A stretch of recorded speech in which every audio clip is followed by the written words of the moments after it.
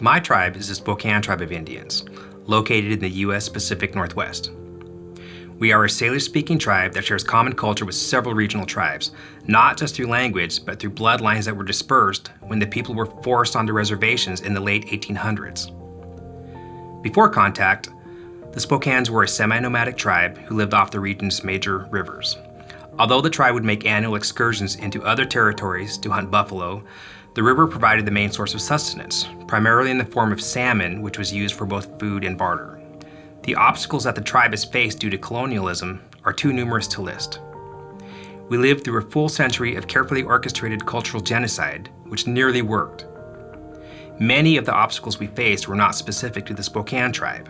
For example, war, reservations, and boarding schools affected many tribes.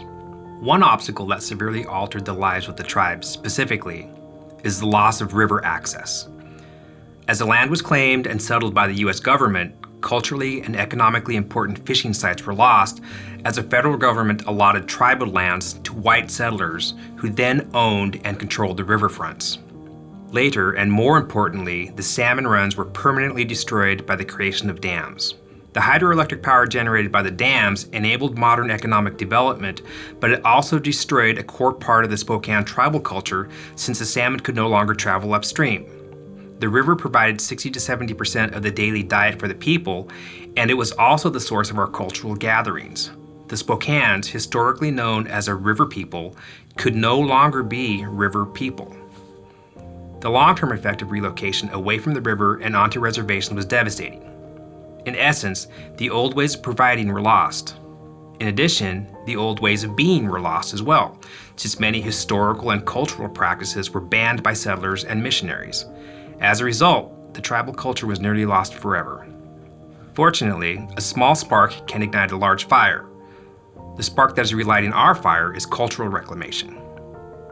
For the Spokane tribe, cultural reclamation started with language. At one point, the tribe was down to 5 or 6 members who were fluent in Salish, and those were elders. We made a concerted effort to preserve the language, and now, in addition to simply preserving the language, the tribe is actually growing the language. Salish is being taught formally in our elementary schools, and the tribe has supported the Salish Immersion School that serves the Spokanes and other Salish tribes. My contribution to cultural reclamation is through teaching entrepreneurship. Our tribe had a rich history of barter and trading resources with other tribes. Entrepreneurship is all about creating new and sustainable resources. Thus, I like to think that we can gain a lost part of ourselves back by relearning how to create new resources that can be shared and traded with others. We cannot truly reclaim our culture without addressing our economic traditions. In addition, I am a firm believer that true tribal sovereignty and self-determination can only happen if tribes control their own resources. Thus, my mantra is this: if tribes control their own resources, tribes control their own destinies. This is the path to true sovereignty and self-determination.